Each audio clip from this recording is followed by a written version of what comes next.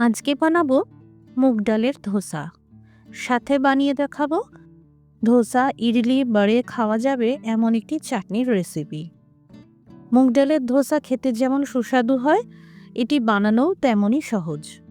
যাদের ধোসা বানাতে গিয়ে সমস্যা হয় তাদের জন্য থাকবে সহজ কয়েকটা টেকনিক, যেগুলো ফলো করে বানালে একদম পারফেক্ট ধোসা তৈরি হবে। নমস্কার, আপনারা দেখছেন মৌয়ের সাথে রান্নাবান্না। রেসিপিগুলি ভালো লাগলে লাইক দিয়ে শেয়ার করে দেবেন। আরও নতুন নতুন রেসিপি পাওয়ার জন্য সাবস্ক্রাইব করে রাখুন। প্রথমে একটি পাত্রে নিয়ে নিচ্ছি 1 কাপ মুগ ডাল। এটা সোনা মুগ ডাল নয়, সাধারণ মুগ ডাল ব্যবহার করা হয়েছে। প্রথমে ভালো করে এই ডাল ধুয়ে নিতে হবে। ডাল ধুয়ে নেওয়ার পর একদম ফুটন্ত গরম জলে এই ডাল 1 ঘন্টার জন্য ভিজিয়ে রাখছি। হাতে যদি সময় থাকে 2 ঘন্টা ভিজিয়ে রাখতে পারেন। এখানে নিয়েছি 2টো মিডিয়াম সাইজের পেঁয়াজ আর একটা টমেটো। প্রথমে এই টমেটো আর পেঁয়াজ দুটোকে কেটে নেব। 2 চামচ তেল গরম করে নিয়ে দিয়ে দিলাম 1 চা চামচ ছোলার ডাল আর 2 চা চামচ সাদা তিল।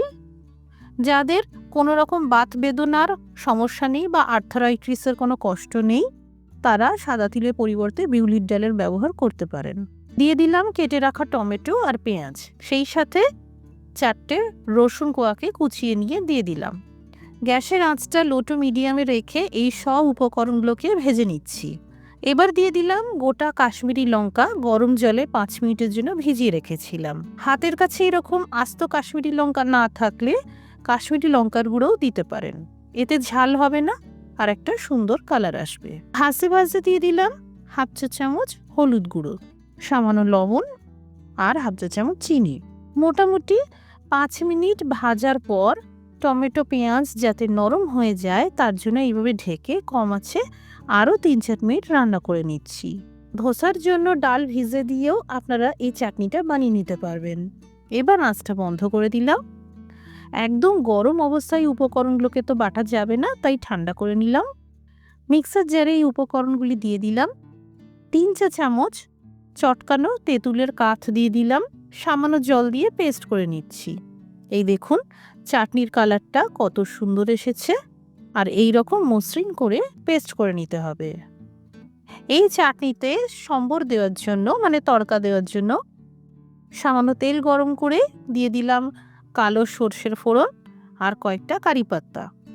কয়েক সেকেন্ড নেড়েচেড়ে ভেজে নিয়েই এবার এই চাটনির পেস্ট করা মিশ্রণটা দিয়ে দিলাম। মোটামুটি ফোড়ন সহ 2 মিনিট মতন রান্না করে নিতে হবে। তৈরি ধোসার চাটনি। এই চাটনি 1 মাস ফ্রিজে সংরক্ষণও করা যাবে। এবার এদিকে একবার চেক করে নিচ্ছি, ডালের দানাগুলো অনেকটাই ফুলে গেছে আর এই রকম চাপ দিলে ডালের দানাগুলো ভেঙে যাচ্ছে। এবার এই মুগ ডাল বেটে নেব। মিক্সার জারে ভেজানো ডাল দিয়ে দিলাম।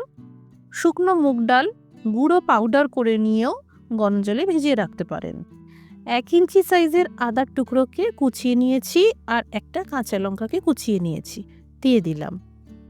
1 কাপ মুগ ডালের জন্য 3 চামচ চালের গুঁড়ো দিয়ে দিলাম। আপনারা 3 চামচ চাল ভিজিয়ে রেখেও ব্যবহার করতে পারেন অথবা 3 চামচ সুজি দিতে পারেন। এই রকম একটা মসৃণ ব্যাটার তৈরি করে নিতে হবে।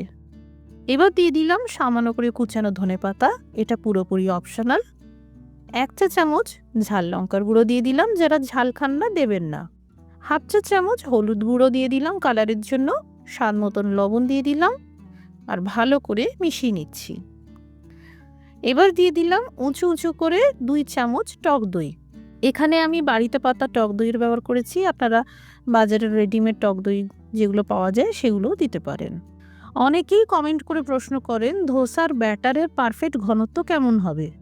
এইভাবে হাতায় করে ব্যাটার বারবার তোলা পড়া করার পর যদি দেখেন এরকম আঙুল দিয়ে টানলে এইরকম হচ্ছে, একটা দাগ কাটা যাচ্ছে, বুঝবেন ধোসার ব্যাটার একদম তৈরি। প্রথমত যখন প্রথম ধোসাটা ভাজবেন তখন তাওয়া ভালো মতন গরম করে নিয়ে তেল ছড়িয়ে নেবেন। তারপর একটা কাপড় বা কোনো রকম টিস্যু পেপার থাকলে সেটা দিয়ে এইভাবে অতিরিক্ত তেলটা মুছে পরিষ্কার করে নিতে হবে। 1/4 কাপ মতন জল এইভাবে তাওয়ায় ঢেলে দিতে হবে, এতে তাপমাত্রাটা কমে যাবে। এই এক্সেসিভ জলটা ফেলে দিলেই হবে। আর তারপর টিস্যু পেপার বা কাপড় দিয়ে মুছে নিলেই হবে।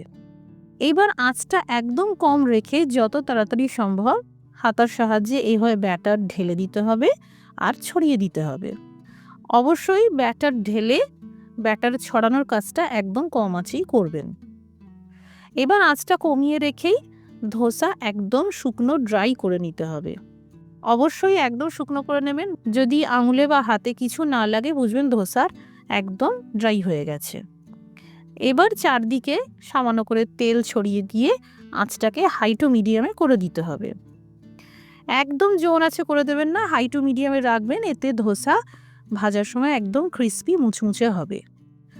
2 মিনিট পরেই দেখবেন ধোসা খুব সুন্দরভাবে সহজেই প্যান ছেড়ে দিচ্ছে। এই দেখুন কি সহজেই ফোল্ড করে নেওয়া গেল।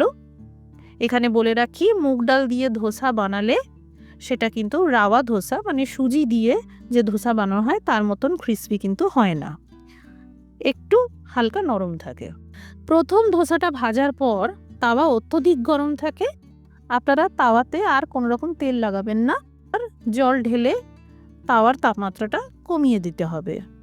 একদম কম আঁচ করে এই ধোসার ব্যাটার ঢেলে দিতে হবে আর এইভাবে যত তাড়াতাড়ি সম্ভব ব্যাটারটাকে ছড়িয়ে দিতে হবে। এইভাবে ক্লকওয়াইজ ঘোরাতে পারেন, আবার অ্যান্টি ক্লকওয়াইজও ঘোরাতে পারেন। 3টি সহজ ধাপ মনে রাখলেই হবে। প্রথম ধাপ জলে ছিটে দিয়ে তাওয়ার তাপমাত্রা কমিয়ে নেওয়া আর কম আঁচে ব্যাটার ঢেলে সেই ব্যাটারটাকে ছড়িয়ে নেওয়া। দ্বিতীয় ধাপ কম আঁচ রেখেই ধোসাকে একদম শুকনো করে নিতে হবে। আর তৃতীয় ধাপ ধোসা পুরোপুরি শুকনো হয়ে যাওয়ার পর তেল ছড়িয়ে আঁচটা হাই টু মিডিয়ামে করে ধোসা ভেজে নিতে হবে। একদম সহজ স্টেপ বাই স্টেপ মনে রাখলেই বানাতে পারবেন একদম পারফেক্ট ধোসা। কখনো ধোসা বানানোর সময় ফেল হবে না। তবুও কোনো রকম প্রশ্ন থাকলে কমেন্ট করে জানাতে পারেন। এখানে বারে বারে আপনাদেরকে গ্যাসের আঁচটা কীরকম থাকবে সেটাও আমি দেখিয়ে দিচ্ছি। তাওয়া খুব গরম থাকলে একদম ব্যাটার ছড়াতে যাবেন না, ব্যাটার কিন্তু আটকে যাবে, ধোসা ভালো তৈরি হবে না।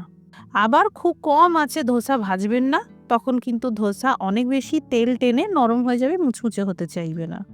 যারা একদম নতুন বিগিনার তাদেরকে আমি একটা সাজেশন দেব যে মুগ ডালের পরিবর্তে সুজি দিয়ে ধোসা বানিয়ে প্র্যাকটিস করুন। ব্যাটারের উপকরণ সব একই থাকবে, কারণ সুজির ধোসা বানানো সবথেকে সহজ। সুজির ধোসাকেই রাওয়া ধোসা বলা হয়। তো বন্ধুরা, তৈরি হয়ে গেল মুগ ডালের ধোসা, সাথে স্পেশাল চাটনি।